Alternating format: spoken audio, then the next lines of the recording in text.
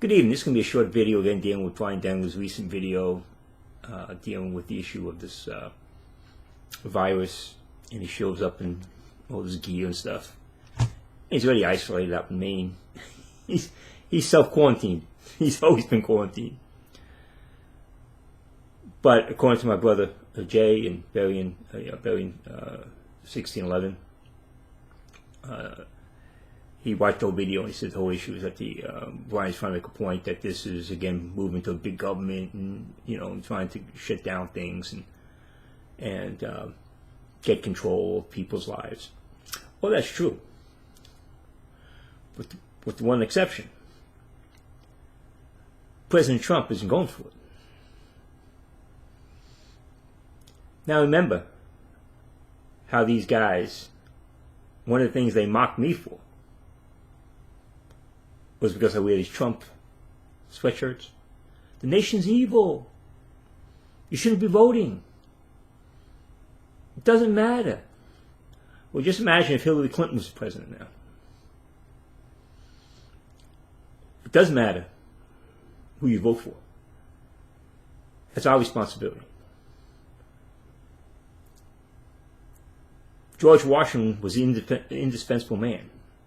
No one believed he wouldn't take over the government after the Revolutionary War, when he willingly gave up his power and went back to his life at home as a farmer. King George III said if he did that, he'd be the greatest man in history. And he did it. So it matters who's in office. It matters when you have a choice, a real choice. These guys will tell you it doesn't matter. Everyone's the same. But then they'll holler and scream when they see a government. Remember, these guys think Trump is a Jesuit. Trump is already making plans to open up the government of the country again, to start working. He's putting up guidelines to see where the counties have the most affected, least affected, and the media hates him for it. The media is now attacking him for not being autocratic enough. Remember, they were saying he's an autocrat. Now they're saying he's not strong enough. He should be taking advantage of this. Instead, he's looking as possible to open the country as quickly as possible to get back to business. So remember that when this guy's up there talking about how bad things are, things up there talking about the conspiracy. Had Hillary Clinton been in power, what do you think would have happened? That would have made a difference. We see in certain states, in mayors and areas, where Democrats are running, trying to try to confiscate guns and close gun stores and shut down areas because they're drunk with power.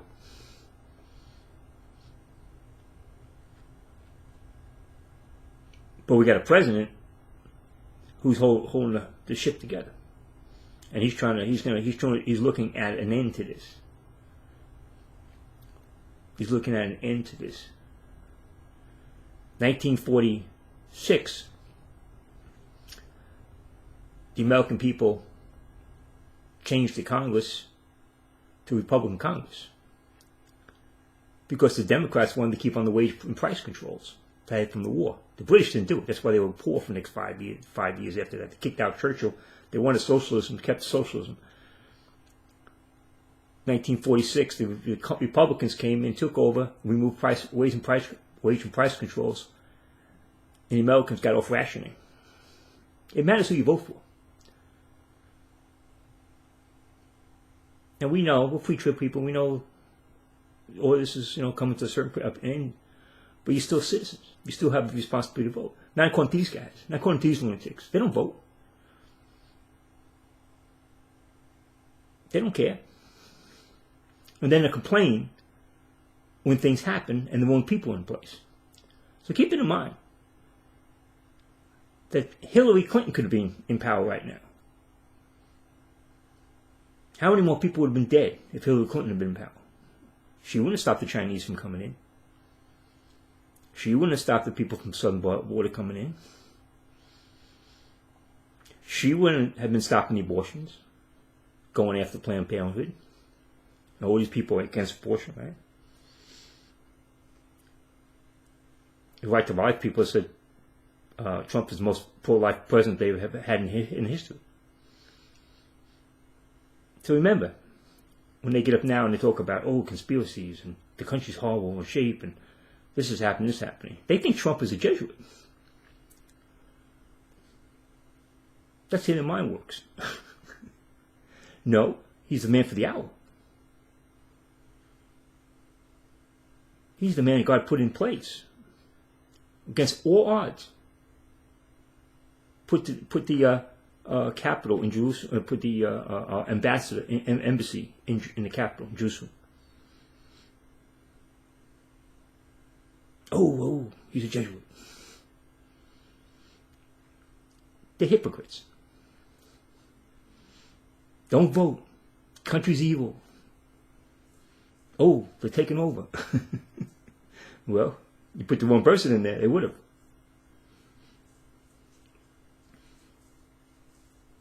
Thank God Obama wasn't in there. What a difference. Thank God, Bush was in for 2001 and not Obama.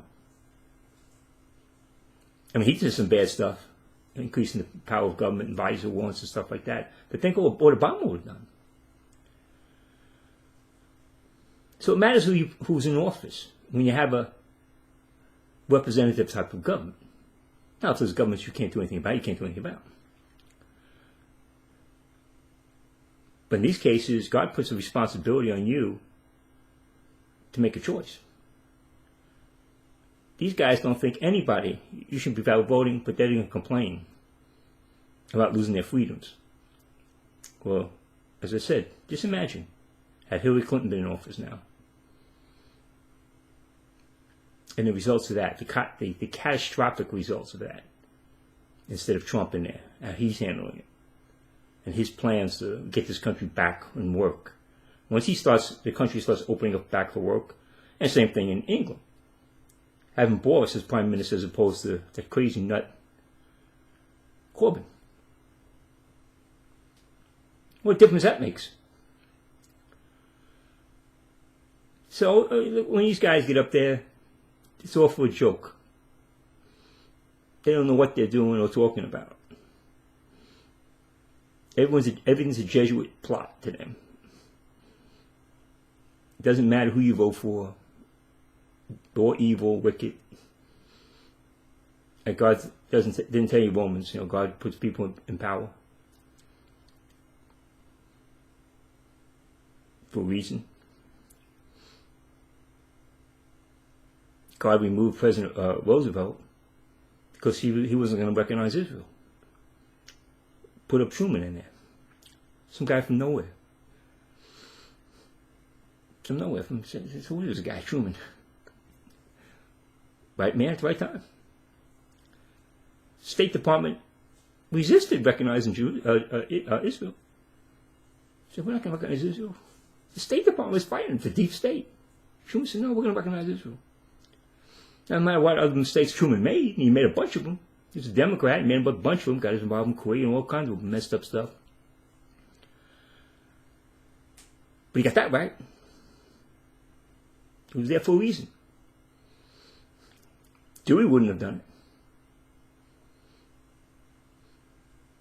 it. The Republicans running against Dewey wouldn't have gone against the State Department. He was a Me Too guy. He was going along with the State Department. So I just want to put this up and keep this in context.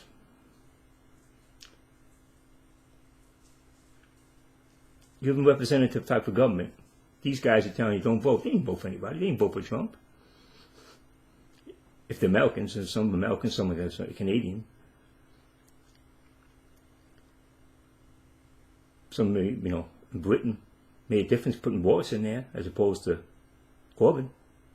Made a big difference that Trump is our president instead of Hillary Clinton.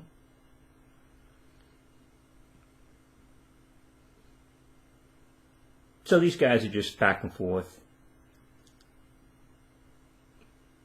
In reality, we know Satan's behind all these kinds of things, and there's always plans, there's always plots, but God's in control. God is in control. We believe in pre-tribulation rapture. We'll be taken out of here before tribulation begins. But if you didn't use your right to vote and put the right people in, who are at least better than the guys who are definitely left-wing, far left-wing, that we see, Pelosi and Schumer, and Clinton and Biden, then get what you voted for or didn't vote for.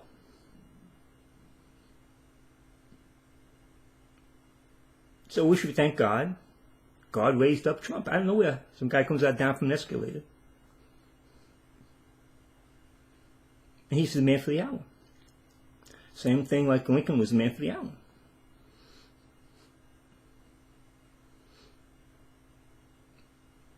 God raises men up at the right time, puts them in the right place to do a particular job. And Trump is in the presidency now to do a particular job.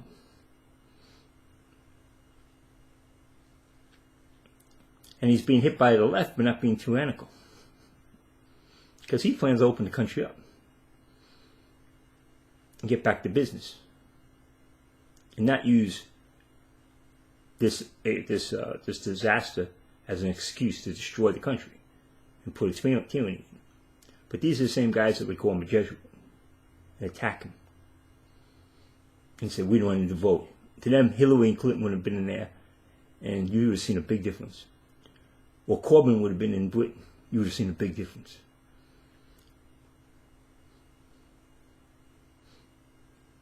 So I'm going to stop with this up. Amen. Thank you.